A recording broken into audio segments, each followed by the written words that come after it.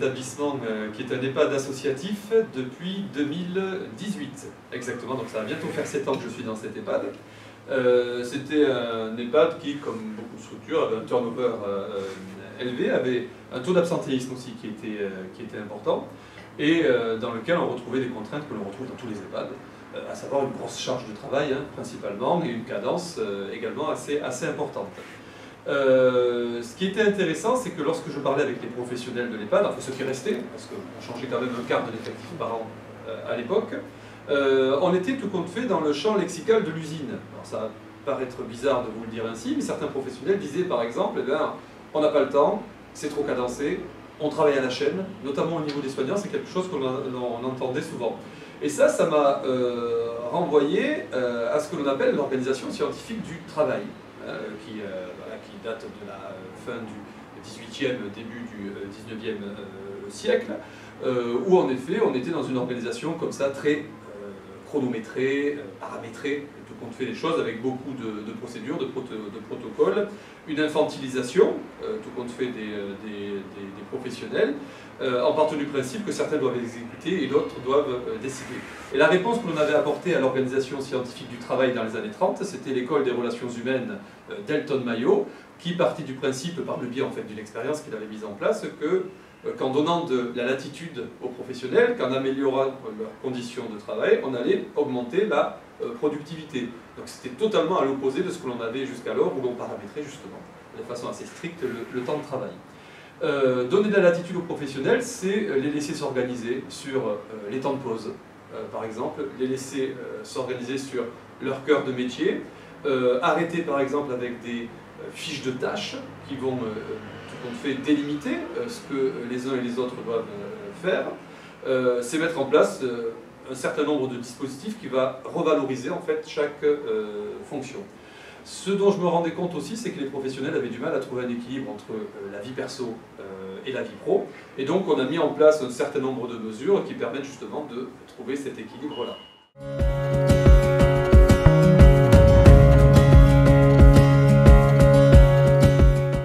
Alors, comme exemple, nous avons les horaires continus, c'est-à-dire que nous n'avons plus de professionnels qui travaillent en horaire coupé dans la structure. Ça vous permet de gagner, grosso modo, sur une année, 200 heures de travail, que vous ne passez tout compte fait plus au travail, mais que vous passez à la maison. Et ça concerne tous les corps de métier. Je vous donnais l'exemple, par exemple, de la comptable de l'établissement qui travaille maintenant de 7h à 14h. Et donc, la fameuse heure et demie de coupé qu'il y avait entre midi et 2, ce temps-là, les personnes ne vont pas le passer chez eux, notamment lorsqu'ils habitent loin en fait, de leur lieu de travail. Donc, c'était un temps qu'ils, tout compte fait, continuaient à passer au travail. Aujourd'hui, ce temps-là, il est gagné, il est réellement passé à la maison, par exemple. Et donc, au total, ça fait gagner à chaque professionnel 15% de leur temps de travail passé à la maison.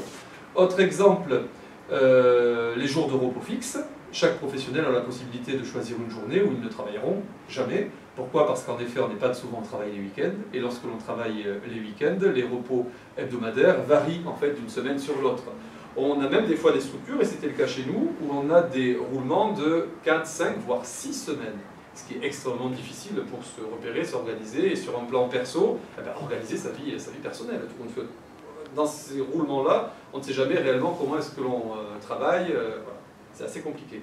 Nous, on a réduit en fait les roulements, notamment par exemple pour les soignants qui sont passés sur un roulement de 2 semaines. Les animateurs, vous vous rappelez, vous étiez sur un roulement de 6 semaines aussi, il me semble. On l'a réduit également, pour le coup. Donc les gens arrivent plus facilement à se repérer, et de surcroît, les professionnels ont choisi des jours où ils ne travaillent jamais. Donc pour s'organiser, c'est idéal. Ça, c'est à eux de nous le dire, hein, si c'est idéal. Mais je pense que quand même, globalement, c'est plus simple de s'organiser de cette façon-là.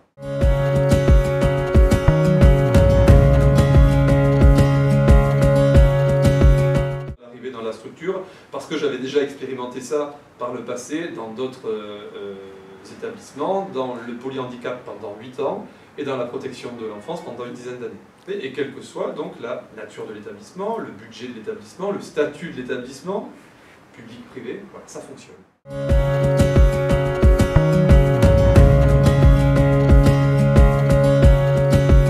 Alors, coup de bol, ça n'arrive jamais.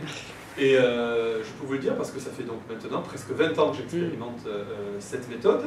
de répartition des jours de repos fixe. On demande à chaque professionnel de nous dire en effet quel serait le jour qu'il souhaiterait avoir en repos fixe. Ils nous font remonter leurs désirs par le biais de feuilles où ils expriment leurs souhaits. On fait ça généralement au mois de mai ou au mois de juin. Et contrairement à ce que l'on pourrait imaginer, toutes les personnes ne demandent pas le mercredi, notamment les jeunes mamans ne demandent pas, ou les jeunes papas ne demandent pas forcément le mercredi. Certains veulent des jours de repos fixe pour eux. Pour le coup, d'ailleurs, ils ont été bien adroits de demander autre chose que le mercredi. C'est vrai, vous n'avez pas pu faire autrement. Moi, je vais prendre un jour pour moi, égoïstement. Hein. C'est vrai, c'est vrai. Et donc, il y a des personnes qui, très égoïstement, ont pris donc le mardi ou le jeudi, ou par exemple le vendredi ou le lundi, pour avoir des week-ends plus longs.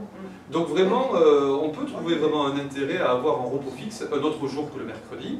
Dès lors que l'on a une équipe de 4 personnes, on se rend compte que les demandes des uns et des autres en fait, peuvent se compenser. Généralement à partir de 3-4 personnes. Donc, coup de bol pour les EHPAD, entre guillemets, pour cette partie-là, les équipes sont bien plus importantes que ça. En moyenne, on a entre 15 et 20 soignants par équipe en moyenne dans les EHPAD. Et donc forcément, ça s'équilibrera. Ça s'équilibrera également pour les ASH. Et on peut constater que ça s'équilibre aussi chez nous pour les animateurs ou pour les cuisiniers de l'établissement.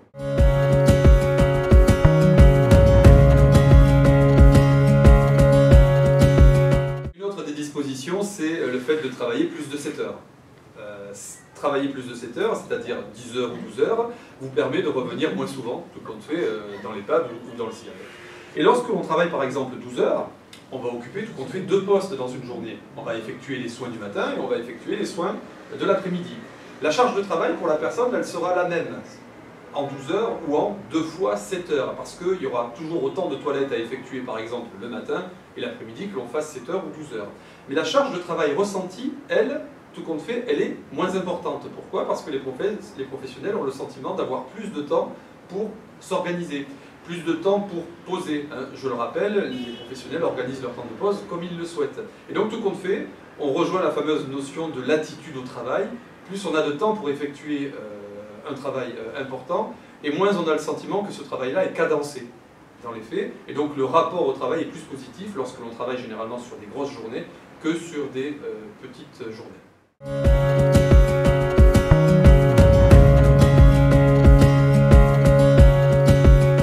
que les collègues pourraient nous le dire, moi je ne l'ai pas mesuré, donc je ne sais pas si conséquemment les collègues vont travailler plus ou pas. Ce qui est sûr, c'est que ça va améliorer la qualité de l'accompagnement. Ça c'est certain. Pourquoi? Parce que les collègues qui travaillent en 12 heures auront choisi de travailler en 12 heures. Tout le monde ne le fait pas, certains n'ont pas même envie ou la capacité physique d'assurer les 12 heures. Et dès lors que l'on travaille sur un rythme que l'on a choisi, on accompagne mieux les personnes, en fait, tout simplement. Oui, c'est ça. Donc il y a quand même un gain de productivité, mais notre productivité à nous, c'est tout compte fait la qualité des soins. Moi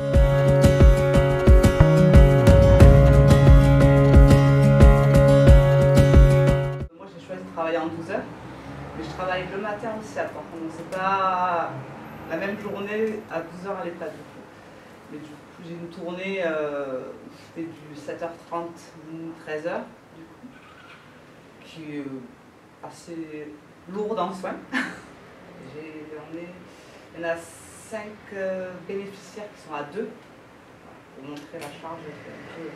Et après, c'est vrai que le matin, on va dire que c'est un peu plus cool, entre guillemets, au CIAD qu'à l'EHPAD. La cadence est moins, parce qu'on a 8 personnes. Sur la tournée du matin, c'est pas 12 personnes en toilette. Enfin, c'est pas du tout le même. Après, l'avantage, c'est vrai qu'à l'EHPAD, il y a tout qui est sur place. Enfin, il y a besoin de prendre la voiture. Les avantages et les inconvénients dans les deux, de toute façon. Et après, l'après-midi, moi, je m'organise. On est toujours à peu près les mêmes. C'est vrai que le planning est fixe. Donc, tous les 15 jours, on a le même planning. Donc, du coup, on sait avec qui on va travailler, on sait comment on va s'organiser. Enfin, je veux dire, il n'y a pas de problème. Après, la charge au travail, l'après-midi, il n'y a rien à voir avec le matin. Évident. C'est vrai qu'avec 2 enfants, mon conjoint était ex-conjoint était agriculteur, donc du coup, ben voilà, je m'organise comme ça. Je sais que j'ai 3 jours dans une semaine où je finis à 20h30 et une à 20h30, une autre semaine à 20h30 qu'un jour. Donc là, ça s'organise très très bien.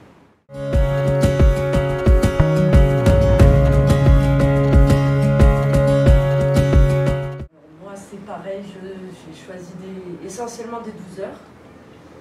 Après, moi, ça m'a vu, je viens de la restauration traditionnelle, ben, les longues journées, ça m'a c'était mon quotidien avant, donc ça me convenait. Moi, ce qui m'a plus plu, c'est plus le repos fixe par rapport à... à l'époque, j'avais que mon fils qui était petit, donc c'est le repos fixe. Et les congés payés, que je n'avais pas... Enfin, moi, j'avais pas de repos fixe, j'avais pas de repos tout court. J'avais pas de vie, je faisais 65 heures semaine, donc moi, c'est vraiment ce côté-là où j'ai pu continuer ce que j'aime et avoir une vie à côté. Donc, c'est cool. Ce qui m'a permis de faire un deuxième enfant, du coup. Quelle idée. Quelle idée. Elle l'a appelé Pascal. Oui. Non, mais c'est vrai que voilà, j'ai choisi le mercredi pour être avec eux, pour après, plus tard, je changerai. Je prendrai un jour pour moi. Oui, c'est bien. Mais c'est vrai que c'est cool et que tous les ans, on puisse quand même... on a la possibilité voilà, de modifier si dans quelques années, je me sens plus, si je ne suis pas partie de l'EHPAD, je pourrais peut-être faire que des 7 heures ou raccourcir mon temps de travail. Mais pour l'instant, c'est cool. Et de faire que un week-end sur 3 aussi, c'est ça.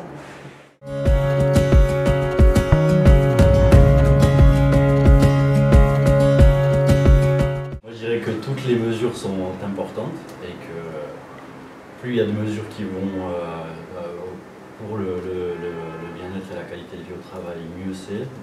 Donc plus on en a et plus on en veut. Donc tant mieux qu'il y ait plein de mesures et voilà, chaque mesure est importante. Après, celle qui est le plus importante pour moi, c'est sûr, c'est celle de pouvoir travailler avec une plus grande amplitude horaire et du coup avoir moins de jours au travail. Et aussi le fait d'avoir la possibilité de choisir un repos fixe, ça c'est aussi très important parce que pour moi la chose la plus importante en ce moment c'est aussi la famille. Donc pouvoir être au maximum auprès de ma famille c'est très important pour moi. Après c'est vrai que la cadence du coup elle est soutenue, mais en fait on a toujours le choix. Donc c'est-à-dire que si demain la cadence était trop soutenue, que j'avais envie de revenir sur des plages horaires de 7 heures, ce serait quelque chose qu'on discuterait et qui se mettrait en place très rapidement. Donc j'y réfléchis souvent, des fois je me dis ça fatigue, ça fait des grosses journées, c'est sûr, c'est soutenu. Est-ce que je ferais pas mieux de revenir sur des plages horaires de 7 heures? Mais le fait est que je le fais pas parce que en fait, c'est ce qui me convient et c'est du coup le fait d'aller au travail et d'être considéré justement dans la possibilité en fait d'exercer de la manière dont on souhaite, ça c'est vraiment un luxe entre guillemets et c'est ce qui donne envie de donner le meilleur aussi de soi-même, voilà, quand on sent comme ça écouté. Les repas au fait. Il y a plein de mesures. Chaque mesure est à prendre et est un plus.